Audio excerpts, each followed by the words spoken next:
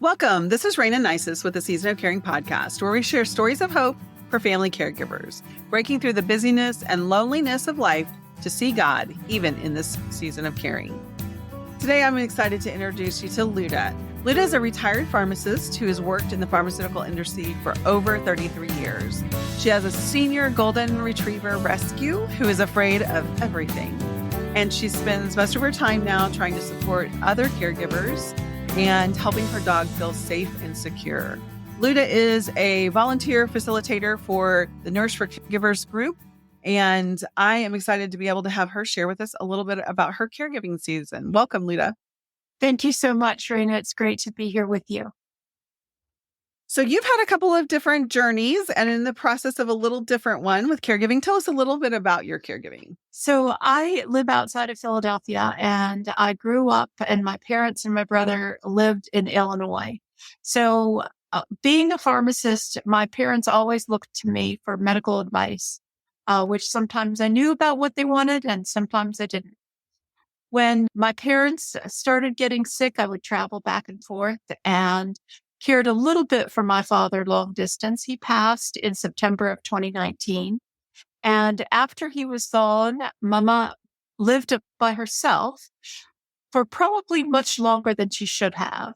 She exhibited signs of dementia, and I think my father covered for her, hid it, overcompensated probably.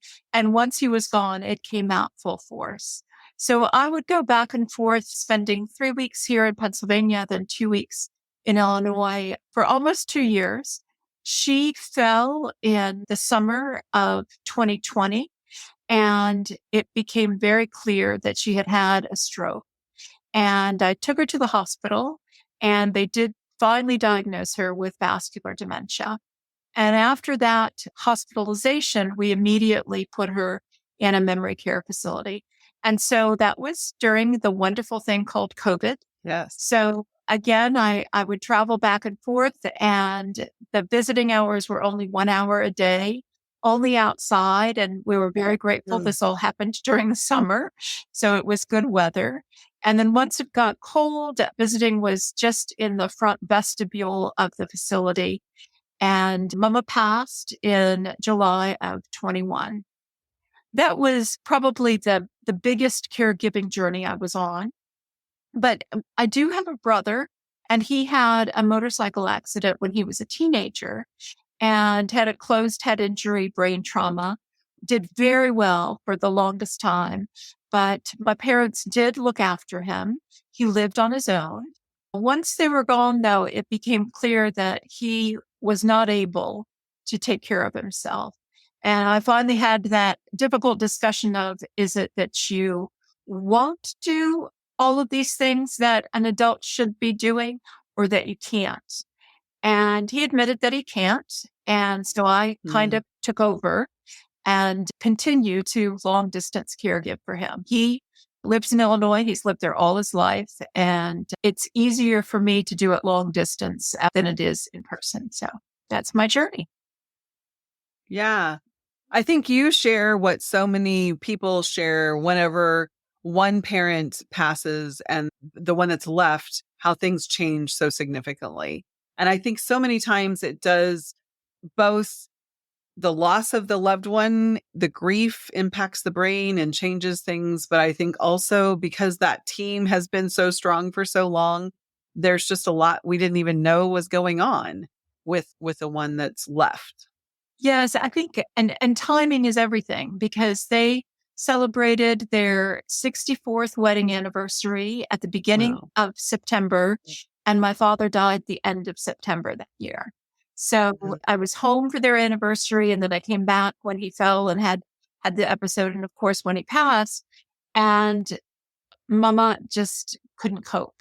They had been together for so long, and she died a year later. So they're together again. Yeah.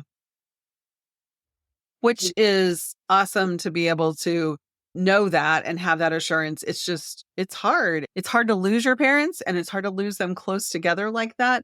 Oftentimes people mention they don't feel like they even got to grieve the first one before the second one is gone, because it is such a traumatic change in life. adjusting to life without them being a part of it. And then it sounds like there was probably more support for your brother going on than you were aware of, even initially, too. That's exactly right. I mean, I know that he lived on his own. He had his own apartment, but my parents took him grocery shopping every week, and he would always spend Sundays with them. They went to church together, then he'd spend the day. And I guess I just didn't realize how much support they gave him. And cleaning out their house after they both passed, it was eye-opening, all of the documents and things they saved that I never knew about. So it was a learning experience. It is interesting how caregiving challenges us in so many ways. And I think the rhythm of life, we all get those rhythms of how we work and interact together. And they had their rhythm, the three of them. And then it wasn't the three of them anymore. So the necessity for you to step in and try to help and support became something that was surprising, as well as probably a little more challenging than you expected. That's very true. Yes. So do you have a favorite caregiving story that you'd like to share with us? So I knew absolutely nothing about dementia when Mama was diagnosed. My aunt has dementia, and so I had seen what she had gone through or continues to go through. But the most surprising thing to me was that after I took Mama to the hospital and I got her into the memory care facility, she had no idea who I was. She knew that I was somebody that loved her, but she had no idea that I was her daughter. And it was very hard because like I said, I would go visit her every day during the 2 weeks that I was there. And she just had no idea. She fell in December, the year that she was in the memory care facility. And I was with her in the hospital. And one evening, she just looked at me and she said, "I know who you are. I know you're my daughter. I know you love me and I love you." And it was the most clear, conscious, real, loving thing she had said in well over 6 months. And, so we talked and I hugged her and it was a beautiful, beautiful time. And as we continued to talk, I saw her slipping back into that dementia state of, not knowing where she was, not knowing who I was, but I will never forget that. And about 7 months later, she passed. And there were very hard times during those next 7 months. And I would remember that evening in December where she knew exactly who I was. So that, when you think you can't go on and you think that they're never going to know who I am and why am I visiting? Why am I talking? They know. They don't always show you they know, but she showed me that December that she knew. And that memory I will treasure forever.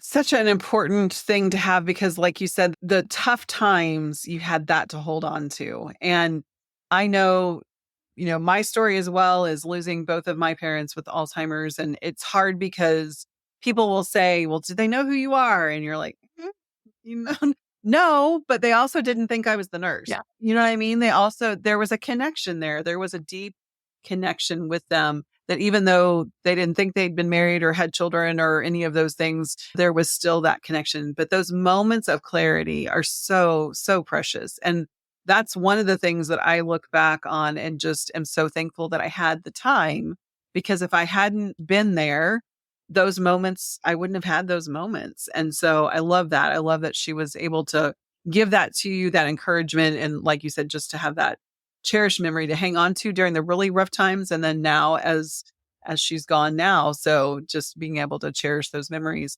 I think it can be so difficult with Alzheimer's or dementia patients because they can't give you that affirmation of what you're doing and they can't say thank you, but you have to look for those little things. There are things that they do. You learn along the way as, I've interacted more with caregivers that have a dementia patient and, the courses and the books and all of the resources. They said you should always introduce yourself. Every time I saw Mama, I'd say, "Hi, Mama."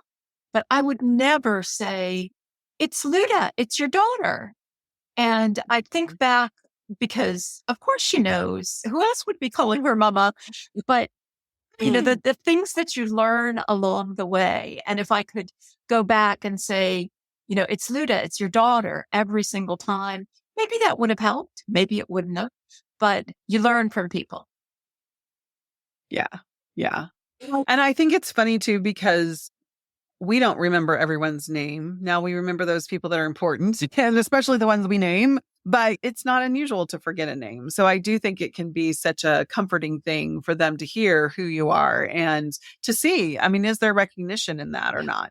The caregivers used to say to us, "You call your dad Bob." And I said, "Well, he responds to Bob." But there were times in tender moments where I called him Dad and he responded to that too. But most of the time, if he was across the room and I said Dad, he didn't recognize that. So he would respond to Bob. So we called him Bob most of the time. But it is interesting how you have to kind of navigate that and find that. And I think those heartwarming moments are the times where the thoughts are getting through when they recognize. But I think giving them that opportunity to recognize your name can definitely be really helpful. So what would be one thing that you would say surprised you most about being in a caregiving role? I think it's that it is all consuming. I mean, I was very fortunate that I was retired when I was doing all of this, because I cannot imagine having the energy to have a day job, so to speak, or taking care of a family and caregiving all at the same time. And the caregivers I've met that are able to do that, I'm just in awe of them, how they balance the time to do that, because it is all consuming. When I was in Illinois, I only had an hour every day with her, and it was never enough. When I would leave there and leave the facility and then go to her home and try to start cleaning out, and there was never enough time. And there were calls from the facility of this has happened, that has happened. And then when I would come home and I wasn't there for 3 weeks, I was thinking about her constantly, and all I wanted to do was go back. But I had stuff that had to get done at home as well. So the all consuming, and it takes so much time and energy and thought, because even when you're not physically there, you're thinking about it. You're responsible. You've got to take care of everything. And I think the thing that surprised me the most was how much time and energy it actually takes. It is shocking and it is crazy. I was just talking to, I can't even remember who it was, a client that was talking about the fact that they made a phone call just to have a question or to address an issue on insurance. And it was an hour or 90-minute phone call just to be able to get something straightened out. I think it was a question on whether or not there was a secondary insurance when there was a primary insurance, and there's only a primary. There is not even a secondary, but they were having to go through all of these different departments and all these different people. It is crazy how time consuming it can be to do just the simplest things to help to support and to take care of, especially when you're dealing with someone else's money or all of the HIPAA laws and all of those things. So it is amazing how much that can take. I do think one of the most important things as a caregiver is learning how to do that juggle of not allowing it to be the only thing you think about.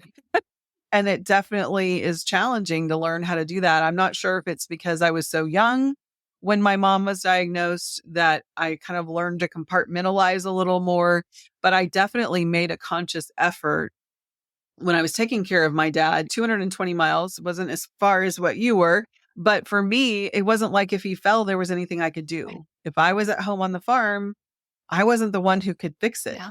And so I had to really consciously say, I often thought to myself as I was driving out of the driveway, I would just be like, okay, Lord, tag, you're it. I'm tagging out because I'm not here. So I need to trust the people who are and to let it go because worrying about it's not going to change it and it won't get me here any faster. So I think it is a process of learning what works for you to be able to not let it become all consuming, because it definitely can feel that way and can become that if we don't find ways to be able to protect our own identity and our own mental health as well as physical health. I think the one thing that helped me was to have that routine. I knew I was there for 2 weeks. I knew I'd be home for 3 weeks. I knew I'd be back. All of the plans were made for the next trip before I left for the first one. So to have that routine and knowing that, for 2 weeks, I'm going to be here. I'm going to do everything I possibly can. And then I love what you said, tag, Lord, you're it, while I'm 3 weeks back in Pennsylvania. So having a routine helped. I agree. I'm definitely a rhythm routine person. And it's been interesting because during my caregiving season, I had to be really stringent in that. And now that I'm not near as stringent and I don't accomplish near as much. I was working out regularly. I was doing a lot more because I just had that routine. It was really easy. Now that things are a little more ebb and flow, I'm probably not as disciplined in some things as I was before. But I think that's a good point. Finding the routine that works and really protecting that. You were going to be there for 2 weeks. It didn't matter what else was going on. That was what was going to happen. And so that gives you both the confidence that you're going back and the ability to just say, no, I can't do something else whenever you were going to be gone. So I think that's really helpful. Share with us how God showed up for you in your caregiving season. I have 2 examples, one with Mama and one with my brother. The time that I went to Illinois and she had fallen out of bed twice, and I knew that I had to take her to the hospital. It was a Sunday morning and it was COVID. So there was mass in the parking lot. So we went to mass in the parking lot. And then we stopped at the cemetery to see Dad. And then I started driving to the hospital, which is the opposite direction of the house. And she was very angry. And, we got her into the hospital and they put me in the waiting room for a while. And then I went back to see her and she was absolutely furious with me. And the Holy Spirit, that's the only way I can describe it, said, there's absolutely nothing you can say. So everything she said, I would recite the Hail Mary prayer. And she would look at me like, wait, haven't answered my question. What are you doing? And everything she said, when she stopped talking, I would pray Hail Mary, because my mother had a huge devotion to our Blessed Mother. And eventually she calmed down. It took, I'm guessing, between 15 and 20 prayers, but eventually she calmed down and eventually she stopped yelling. It was very hard for me, and yet it was very easy for me because I didn't have to think of anything to answer her or counter her argument or anything. I could just pray. So that was the first time in this dementia journey that it has to be the Lord. It has to be God, because I've got nothing to offer. And, the memorized Hail Mary prayer was going to get through to her where I absolutely could not. That's so beautiful. And I love that the Lord laid it on your heart and that you were faithful to hear that, because so many times, especially in those crisis situations, we're trying to be logical. We're trying to talk them out of their feelings. We're trying to convince them that everything's going to be okay. We're trying to offer something that really we don't have to give them. And I love that prayer was not only calming for you, because it just reminded you again that this isn't about me. I can't fix this. But it also then brought her to that same place and brought peace for both of you. That's so beautiful. It worked. It worked. By the time that had happened, I had joined Nourish for Caregivers and I had been part of the house calls. And I remember before I went into her room, sitting in the waiting room, talking to one of the coordinators saying, Amy, she's not going to get better, is she? And Amy was like, no, Liuda, she's not. So you've got to realize this. So once I started, that was my first story. Once I started caring for my brother, I was extremely frustrated and extremely angry. And it was through one of those calls, and I will never forget you, Raina, telling me, Liuda, pray first. Before you pick up the phone to talk to your brother, before you launch into the next thing you have to do, pray first. And it really has taught me, it doesn't matter what the prayer is. A lot of times it's just, Lord, help me. Lord, help me. Exactly. Speak to him, and my grandparents died years ago, and Mama would always say she would pray to her mother for intercession. And I would pray to my dad. It's like, just, reach down and slap some sense into my brother, because I'm trying to help, and pray first. So I think God is with me every day. I couldn't do this without him. But those are the two examples I have of the lightning bolt, if you will, of God telling me, I'm here. You've got to trust me, and it's going to be okay. It's not going to be what you think it's going to be, but it's going to be okay. Right. Yeah. Yeah, it is. I think there's so much power in prayer. And I don't know why we don't go there first naturally, but we have a tendency to just rely on ourselves and logic and all of those things. But learning to, between whatever the action is and our reaction, remembering to just stop and ask for help. Like you said, as simple as, Lord, help. I don't know what to do. I don't know what to say, can be so powerful. So thanks for that reminder, Liuda. Aren't you enjoying my conversation with Liuda? It is full of such great wisdom and tips on caregiving. Now let's take a minute here to thank Nourish for Caregivers and the Caregiver's Companion, a Christ-centered journal to nourish your soul, for sponsoring this episode of a Season of Caring podcast. The Caregiver's Companion is a beautiful book. I highly recommend it. It's filled with so many thought-provoking questions and beautiful prayers, not to mention the gorgeous watercolor pictures throughout the book. It's just filled with encouragement for your soul, exactly what it was made to do. It's written by two amazing women, the founders of Nourish for Caregivers, a nonprofit organization that seeks to improve the health and spiritual well-being of caregivers. I volunteer to facilitate the Nourish for Caregivers Tuesday morning house calls meeting at 10 a.m. Central Time. It's a support group filled with scripture, prayer, and lots of love. Join us. You can visit nourishforcaregivers.com to find the link and sign up to be a part. Also, be sure to order your edition of the Caregiver's Companion. It's available at avemariapress.com.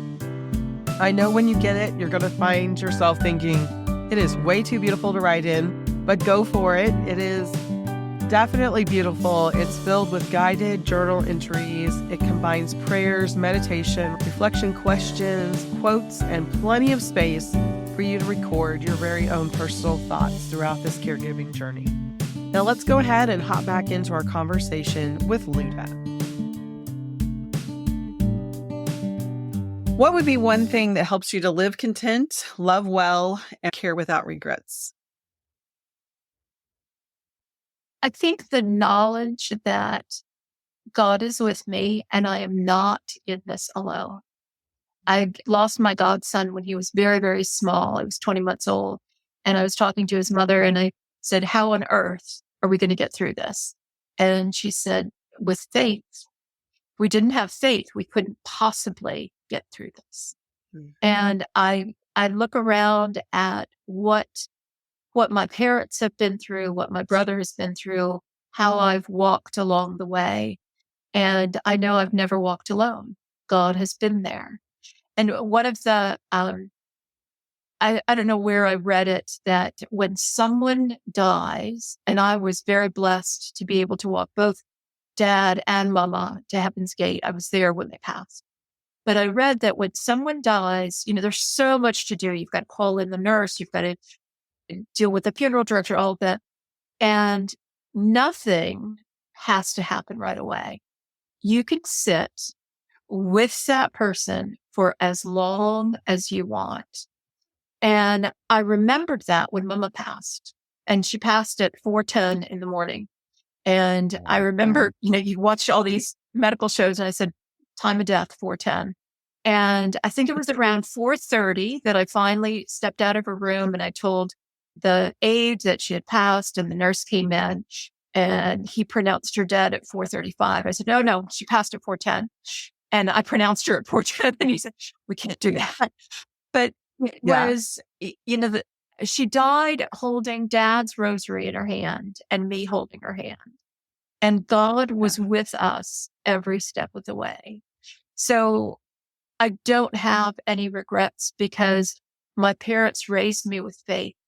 And I know that they would be okay with everything that happened because I prayed first, because God was with us, because I remembered the rosary beads. I remembered to get the priest to come to give last rites. Everything was centered on God. And that's what gets you through it. That's what gets you through the best times and the worst times. It is. It is. Holding on to that faith sometimes can be hard because there is so much hurt and we want it to be different than it is, but constantly just reminding yourself of that faith. And like you said, practicing the things that bring you more faith, that grow your faith and give you peace can have such an amazing impact. So I love that because there are times I get pushback from people about having no regrets. It has nothing to do with about doing things perfectly. It has everything to do with doing things intentionally. And when something isn't right, making it right, doing it differently the next time in the next step. So I think just even that example of knowing I can spend time with her. You didn't do that with your dad. Doesn't mean you need to regret that. It just means I made a different decision and I took that time and I savored that sacred moment with my mom. So thanks for that encouragement. Faith it's a mystery in a lot of ways, but it is a gift and it is so important. I can't imagine living this life without it. And the other thing I just want to add for people listening that think faith is going to get you through everything, I spent a lot of time yelling at God because I could not understand how this could happen, how I could be thrust into this situation, how I was supposed to caregive long distance, and how Mama didn't know who I was. I mean, that just, how could God do that? And so to have faith, I believe, is also to know that you can yell at God and it's okay. Somebody told me it was okay. So that he's got big shoulders, he can handle it. But it is a release that you're not going to call up your best friend and yell at them and why is life this way? But you can do that with God and you can just let it go. And you know that God is still going to love you through this. And with any luck at all, with faith, he will show you a different path, a better path, a less traumatic path to take. So I can't imagine living without faith. Yeah. Well, thank you, Liuda. Do you have one last little nugget that you'd like to share with caregivers, whether they're just starting or in the middle of their caregiving season? One is that you cannot do it alone, no matter if you wear your cape, Superman, you can't do it alone. You may try and you will fail. That's very, very simple. The other thing is no matter what you do, bad things are going to happen. Falls will happen. The facility or the hospital or the caregiver, if you have an outside caregiver, will do something that will hurt your loved one. You will do something that will hurt your loved one. All of that is going to happen. And you are doing everything with love and with faith and with the hope that you're doing the best. And no matter what, bad things are going to happen, but there will be good things to follow. Yeah. So wise. I think so many times people are trying to control things to prevent the bad. And the truth is we can't. Eventually we're all going to be going home. So we're in the process of walking our loved one home. So we can't prevent that. It's going to happen eventually. But all you can do is do your best and do what you can to keep them. For me, my motto was happy and healthy as long as possible and just being able to do what you can. So I think that's so wise. we want to be wise and do the best that we can, but thinking that we can prevent it all is not, it's just going to rob you of your peace. Yeah. Yeah. Well, Liuda, thank you so much for sharing with our audience a little bit of your story and just a lot of your faith and wisdom. I appreciate it. Thank you, Raina. It's been a pleasure to be here. Listeners, thank you for joining us today for Stories of Hope with Liuda. A Season of Caring podcast has been created to share stories of hope of living content, loving well, and caring without regrets. If you have legal, financial, or medical questions, be sure to consult your local professionals and take heart in your season of caring.